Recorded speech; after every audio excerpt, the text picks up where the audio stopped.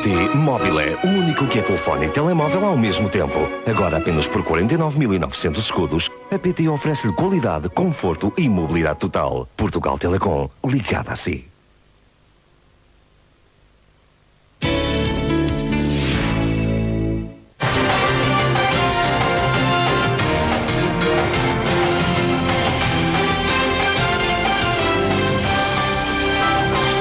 Boa noite. As divergências no PCP agitam a festa do Avante. Carlos Brito respondeu já às críticas de José Saramago para tentar pôr água na fervura. Carlos Carvalhas afirmou hoje que o PCP quer ser um partido de renovação, mas sem abandonar o marxismo-leninismo. Carlos Brito disse hoje que mantém tudo o que disse na carta enviada há 6 meses aos órgãos dirigentes do PCP e divulgada na sexta-feira. As divergências internas parecem assim longe de estar sanadas, apesar da tentativa feita por Carlos Carvalhas no seu discurso de encerramento da festa do Avante.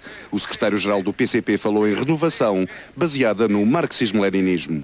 E vamos fazê-lo também com a nossa base teórica, materialista e dialética, o marxismo-leninismo. Instrumento de análise e guia para a ação, que como sistema aberto,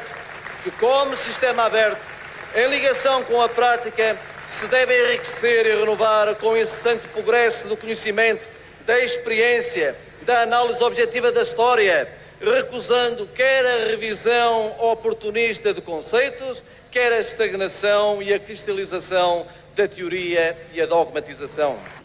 Mas é indesmentível que as ideias expressas por Carlos Brito lançaram na praça pública um debate entre comunistas como nunca se viu. O Nobel da Literatura José Saramago foi uma das vozes que mais criticou a carta de Carlos Brito. Hoje, o antigo líder parlamentar comunista respondeu. O Carlos Brito aparece agora como se fosse um jovem de 18 anos, com ideias novas. É caso para lhe perguntar porque é que as não teve antes. Também se pode perguntar porque é que ele só depois dos 60 anos é que escreveu o Memorial do Convento e todos os seus livros mais importantes. Naturalmente que há sempre momentos da vida em que a reflexão nos leva, digamos, a tomar determinadas atitudes e a fazer determinadas afirmações e até a ter experiência para, digamos, assimilar determinados aspectos da nossa própria experiência. Parece bastante claro que aqueles que a si mesmos se chamam renovadores parece que querem constituir-se como a ala esquerda do Partido Socialista. Essa afirmação acho que é muito infeliz. Eu não diria isso em relação a nenhum camaradas meus, dos que estão de acordo comigo e dos que estão em desacordo comigo, não diria semelhante coisa. Bom, e penso que eu registrei em todo caso das afirmações do José Saramago uma coisa que me parece muito importante, que é o ele dizer que é necessário que o PCP clarifique a situação. Este é o ponto em que todos, renovadores e ortodoxos, estão de acordo. Em dezembro, no 16º Congresso dos Comunistas Portugueses, o que é preciso é clarificar o futuro do partido. E Carlos Carvalhas confirmou hoje na festa do Avante que o candidato comunista à presidência da República só será conhecido no próximo sábado. Na questão presidencial, apenas uma coisa ficou clara após o discurso de Carlos Carvalhas. O candidato do PCP será conhecido no dia 9. No dia 9 de setembro apresentaremos o nosso candidato à presidência da República, que assegurará a presença no debate eleitoral dos distintos valores, propostas e projetos do PCP para a sociedade portuguesa e contribua para o fortalecimento da exigência popular de uma alternativa à esquerda na política nacional. Carlos Carvalhas escusou-se também a revelar o sentido de voto do PCP relativamente ao orçamento para 2001, porque ainda não o conhece, mas sempre foi dizendo que os comunistas votarão contra se ele estiver na mesma linha dos anteriores. O secretário-geral do PCP falou ainda do combate à insegurança, à criminalidade e à toxicodependência, exigiu melhorias do Serviço Nacional de Saúde e a redução da carga fiscal sobre os trabalhadores. Jaime Gama admite uma remodelação no governo. O ministro afirma, no entanto, que a haver mexidas serão apenas depois de discutido o Orçamento de Estado. Não vai haver remodelação, porque quem dirige o governo é o primeiro-ministro e ele já disse que não faria remodelação. Pode também admitir que, tal como disse o primeiro-ministro, poderá, no nosso próprio timing político, e não noutro qualquer, haver um reajustamento. Isso sim. Sobre a remodelação no governo, Alberto João Jardim diz que o primeiro a sair devia ser António Guterres. O líder madeirense apoiou também a moção de censura do PSD ao governo. No dia da inauguração da mais importante circular à cidade do Funchal, Alberto João Jardim mostrou-se cada vez mais indiferente ao que se passa em Lisboa, mesmo que esteja em causa uma remodelação no governo de Guterres. Isso não é problema. Mas acha que atendeu? Quem deve ser remodelado é o Primeiro-Ministro. O Dr. Durão Barroso parece que atendeu ao seu pedido da moção de censura e vai mesmo avançar com a moção de censura. Tem falado com o Dr. a propósito? Desde o Porto não falo com ele, nunca mais falo. Mas de qualquer forma... Perdão, o Dr. Durão Barroso meteu a moção de censura porque entendeu meter a moção de censura. Não fui eu que lhe disse para meter a moção de censura, embora seja essa a minha opinião. O comentário de Jardim, quando confrontado com a anunciada moção de censura do PSD ao Governo Central, o líder social-democrata madeirense continua também crítico com algumas hostes do partido. Os que traem, os que aparentemente, no mesmo campo, metem facas nas costas, intrigam ou covardemente cultivam só a própria aparência e interesse pessoal, estes são indignos de qualquer consideração.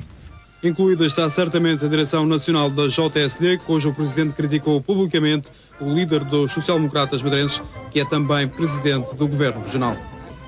Ramos Horta afirma que nunca responsabilizou as tropas portuguesas pela liberdade de movimentos das milícias. Respondendo ao pedido de explicações de Jaime Gama, o vice-presidente do CNRT diz que deu apenas voz às populações. Eu disse ao jornalista australiano Mark Dodd: a questão aqui não é o batalhão português. Até porque, para os milícias passarem da zona setor ocidental para o setor central, passaram pela teia de outros batalhões que não o português. E mesmo assim não critico os batalhões, as forças de paz que cá estão. Porque essas forças de paz também têm restrições vindas de Nova Iorque. A minha crítica, afinal, foi mais contundente em relação às ordens muito constrangentes, muito restritas, vindas de Nova Iorque, que às vezes entravam a operacionalidade das forças de paz. Longe de mim pensar, ferir o batalhão português. Quem mais tem feito publicidade aqui neste país do batalhão português, da missão portuguesa, da Guarda Republicana, tem sido eu.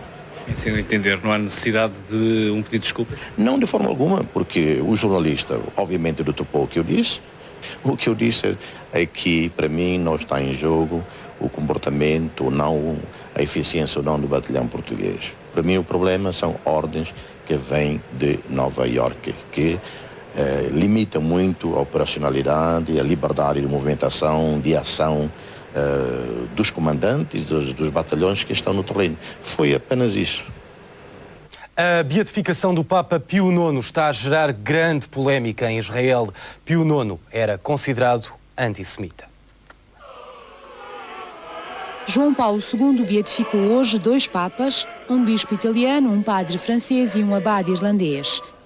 Mas a beatificação não foi consensual, em especial porque o Santo Pontífice incluiu no lote dos eleitos Pio IX, um papa ultraconservador que odiava os judeus e que foi contra o movimento modernista, a unificação da Itália e a tolerância religiosa. Pio IX foi o papa que mais tempo se manteve à frente dos destinos de Roma e o seu pontificado ficou para sempre na memória dos judeus porque mandou raptar e converter ao catolicismo uma criança judia e ordenou que todos os meninos judeus fossem batizados e educados segundo as leis da Igreja Católica. Para tentar acalmar as críticas, João Paulo II disse hoje que até os santos estão condicionados pelas limitações humanas e pela história. La santità vive nella storia e ogni santo non è sottratto ai limiti e condizionamenti propri della nostra umanità. Beatificando un suo figlio, la Chiesa non celebra particolari opzioni storiche da lui compiute, ma piuttosto lo addita all'imitazione e alla venerazione per le sue virtù, a lode della grazia divina che in essa risplende. A cerimónia desta manhã decorreu na Praça de São Pedro, em Roma, perante mais de 100 mil pessoas. que aplaudiram efusivamente quando foi anunciado o nome do Papa João XXIII, também hoje beatificado. O seu pontificado na década de 60 abriu a Igreja Católica aos novos tempos. Reuniu o Conselho Vaticano II, que acabou com as missas em latim e deu mais poder aos bispos. João XXIII foi um dos papas mais queridos pelos católicos de todo o mundo. O rabino fundador do partido ultra-ortodoxo Chas foi hoje preso por 3 anos. Condenado por corrupção, o rabino considera a decisão uma nova punhalada contra os judeus oriundos de países árabes.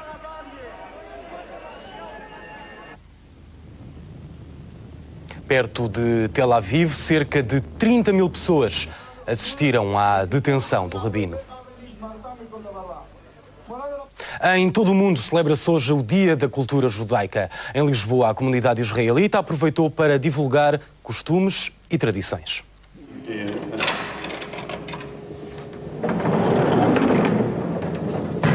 Esta é a Arca Sagrada, onde estão os rolos da Torá.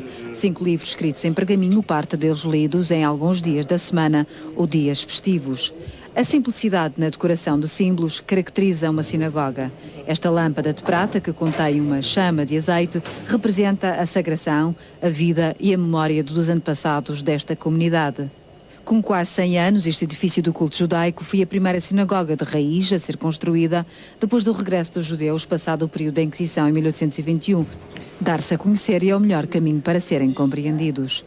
O que acha que não está a ser muito bem conhecido, não está a chegar ao grande público sobre a vossa comunidade? A nossa comunidade, neste momento, está numa fase de grande contacto com outras comunidades de outras confissões. Abertura, certamente, com outras confissões. E como há uma pequena quantidade de judeus em Lisboa, não são tão conhecidos como noutras comunidades, como em Nova Iorque ou em Londres. É preciso que as pessoas saibam que os judeus são pessoas como outras quaisquer. Desmistificar. Exatamente o problema, desmistificar os comportamentos, sobretudo. Vê-se em algumas entrevistas na televisão, certas perguntas que são feitas ainda com certos estereótipos do passado. Por exemplo? O judeu avarento, o judeu usurário, o judeu fechado. Emparedada, a sinagoga foi construída dentro de um jardim pouco visível para quem passa na rua Alexandre Herculano. E de propósito, porque na altura, 1902, a monarquia proibia a edificação de templos não católicos com fachada para a rua. Felizmente que hoje os tempos são outros. No Líbano, terminou hoje a segunda fase das eleições legislativas. As sondagens divulgadas após o encerramento das urnas dão vitória à coligação xiita Amal-Hezbollah no Vale de Bekaa e no sul do país. Em Beirute, a vitória pertence ao ex-primeiro-ministro. Os libaneses do sul do Líbano, ocupado por Israel, não votavam há cerca de 30 anos.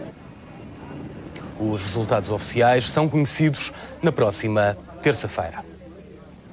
Na estreia da seleção principal, Portugal venceu hoje a Estónia por 3-1. Os golos foram marcados por Rui Costa, Figo e Sapinto. Perante uma seleção da Estónia muito defensiva, Portugal teve que recorrer aos remates de fora da área para tentar chegar ao golo. E foi assim que Rui Costa, aos 14 minutos, abriu o ativo com este pontapé colocadíssimo, batendo o guarda-redes Marte. Pum!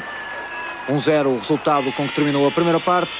Aos 3 minutos do segundo tempo, um livre direto apontado desta forma por Luís Figo deu o 2-0. Outra vez de livre, aos 10 minutos, Sapinto desviou um pontapé de Luís Figo. A vitória estava garantida, mas a seleção da Estónia conseguiu ainda um golo a 10 minutos do fim, apontado por Oper, numa altura em que se notava já alguma quebra física na seleção portuguesa.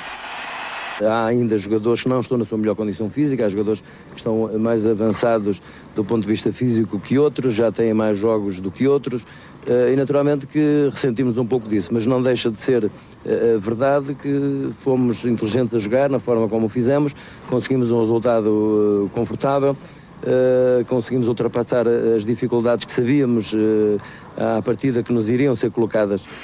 Num jogo difícil, Portugal conseguiu uma vitória importante a caminho do Mundial de 2002. E agora um piloto que usa o avião para fazer acrobacias, manobras de cortar a respiração. A cidade de Kaunas assistiu a mais uma proeza do piloto Jurgis Keires, que começou este género de acrobacias capazes de cortar a respiração há cerca de 4 anos. Pilotando o monomotor Su-26, Jurgis Keires passa debaixo da ponte Mindaugas, no rio Nemunas. A multidão segue entusiasmada o duplo tonneau ou as 2 voltas acrobáticas com que o piloto festeja o seu feito. E o repertório de desafio ao perigo não para encanto dos espectadores que sentem o coração apertado devido a tanta ousadia. Vamos seguir a exibição deste piloto acrobata.